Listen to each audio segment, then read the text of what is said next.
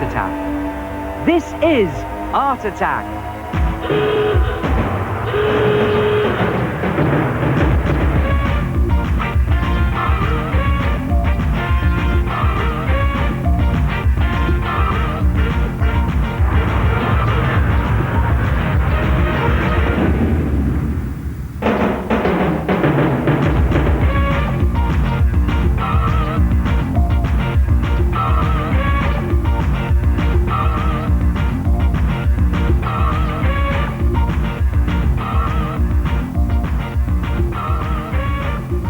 Hello there, welcome once again to Art Attack, the big art show. Do you know, I've discovered a great way of making posters and mass producing them. Come and have a look at this. Take some paper for your posters and then cut a piece of cardboard to exactly the same size as your poster paper. Now the best cardboard to use for this is cardboard box cardboard. And then design your poster onto the cardboard, not the poster paper. Now just draw a very simple drawing in the middle of your cardboard, depending on what type of poster you're doing. Now I'm going to do a poster for a party, so I'm just going to draw some very simple party balloons in there. Just draw the shine on the edges of them, like that. And then fill the rest of the space on your cardboard with thick, chunky lettering. But here's a good tip. If you're right-handed, hold the pen in your left hand, or if you're left-handed, hold the pen in your right hand. And the reason for that is you get this fantastic sort of wobbly line effect. Now I love this effect, you know, it reminds me of those French Parisian posters done by that famous artist Toulouse-Lautrec. Sort of very French, very zany. And just, that's it, right into the corner there. Don't have to be neat, just fill every space available. I'm just going to do this bottom bit quickly here. And again, I say you don't have to be neat at this stage, because what I'm going to do is I'm going to cut these letters out. But you must fill as much space as you can on your cardboard, even if it just means squeezing one of your letters up there, or even distorting one of your letters down at the bottom so that it fits in, or even putting a letter one inside each other like that. It all adds to that zany French effect. Very Toulouse-Lautrec-y. There it is. When you've done your letters and your drawing, cut them out and put them back into position on your paper, a bit like a jigsaw. See that you've got something that looks like that. And just put the G in there and the H, and again just squeeze them in and find the spaces. Move it over a little bit there. And when you're at that stage, take some blue tack or some sticky tape and literally press it onto the front of your letters. And just make sure it's firmly pressed on, because I'm going to use it to pick up my letter and then dip it into your poster paint. Now, as usual on Art Attack, things tend to get a bit messy, and this is where it can get messy. Let me just shake off the excess paint and then just bring it over and press it into position on your poster and print the first letter. There it is. It can be a bit tricky to pick back up. So just put it up there. And if it doesn't print like that up at the top, you just go over it again. And take the second letter, and again, I'm just going to press some blue tack onto it very firmly, like that, into the paint, trying to get it all covered. And again, back onto the poster, fingers crossed, into position, print it, squidge it on. See if I can pull this one up this time. Holding onto the poster. Nope. It always fights with your paint like this, doesn't it?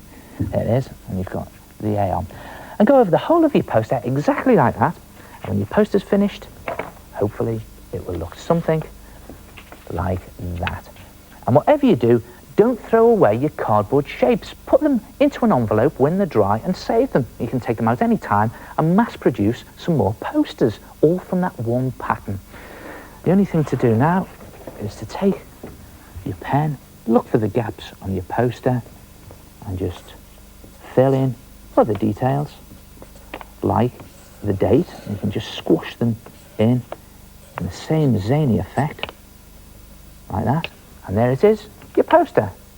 And then you just hang it up. and enjoy your party, or your dance class, or your sports day, or even your baked bean eating contest.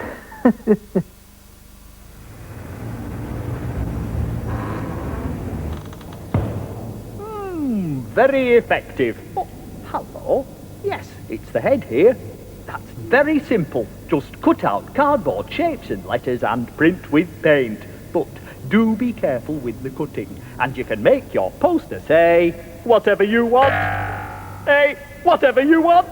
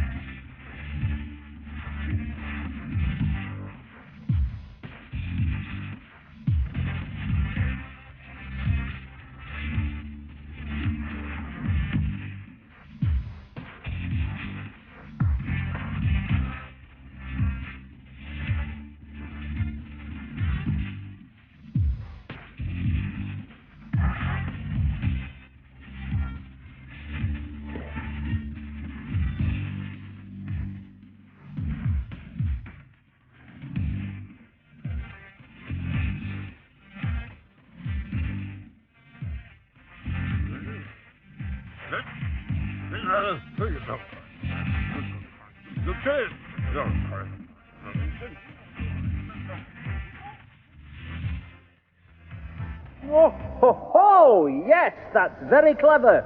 But don't go playing around on building sites. They're very dangerous places. See what I mean?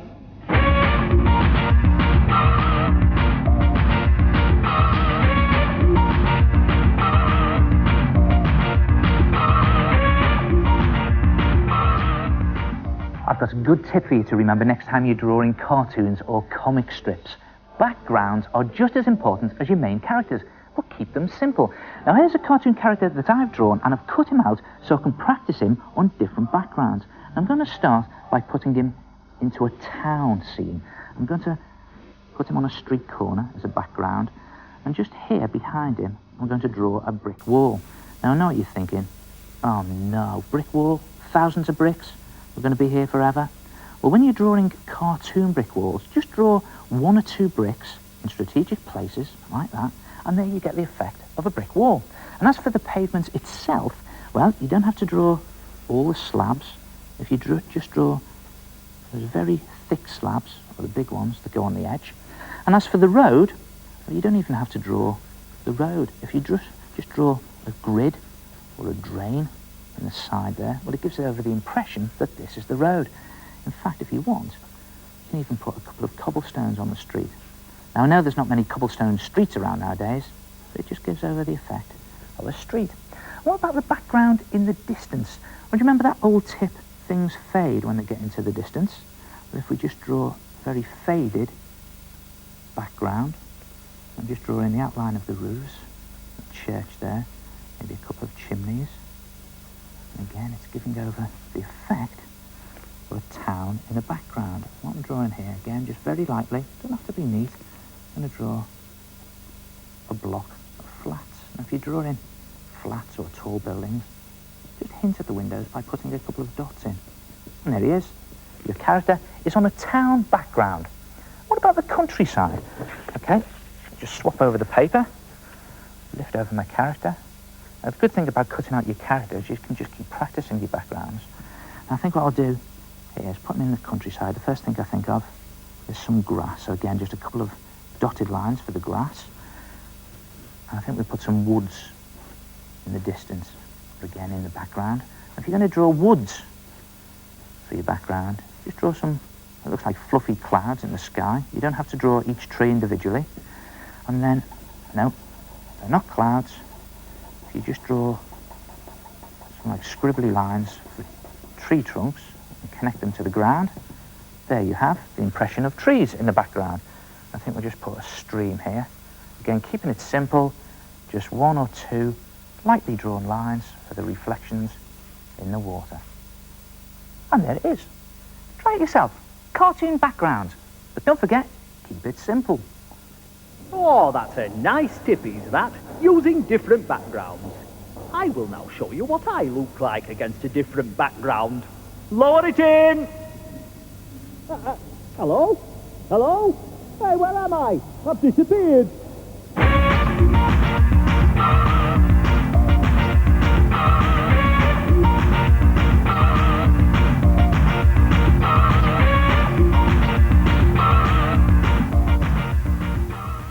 Hello, I'm Mark. This is my black and white picture. I stuck the black one on the white one and the white one on the black one to make my picture. My name's Leslie and I made a picture of a clown out of black and white paper. I put the black paper onto the white paper and the white paper onto the black paper. My name is Ben Frost. On this picture I made a black background. Then I cut half a bird out of black paper. I used it as a template to draw a white bird. Then I stuck them on here. Yes, that's a good art attack from Aylesford Primary School. I suppose you could call them sort of negative pictures. Well, all you need is two different coloured pieces of paper and just cut one half the size of the other. And then place the smaller one on top of the bigger one. And then just draw some shapes onto the smaller piece of paper. Now, I'm going to draw around my hand here. You can draw any shape you like. I'm just going to draw all the way around my hand. I'm sure you've done this a million times before, but not like this, I hope. Now when you've done that, just cut that shape out so you get something that looks like that. Put a bit of glue on the back of it and then just stick it to one side of the big piece. Just put it into place and press it down firmly, and there it is. But don't throw away the bit that you cut out. Bring that in, flip it over onto the opposite side and onto the other colour, put some glue on the back of that, and then press that firmly into place, and there you have a negative picture. And of course, you can do it any shape you like, any colour you like, any size you like. Just take two different coloured pieces of paper, cut one exactly half the size of the other, draw some shapes on the smaller one, cut it out, flip it over,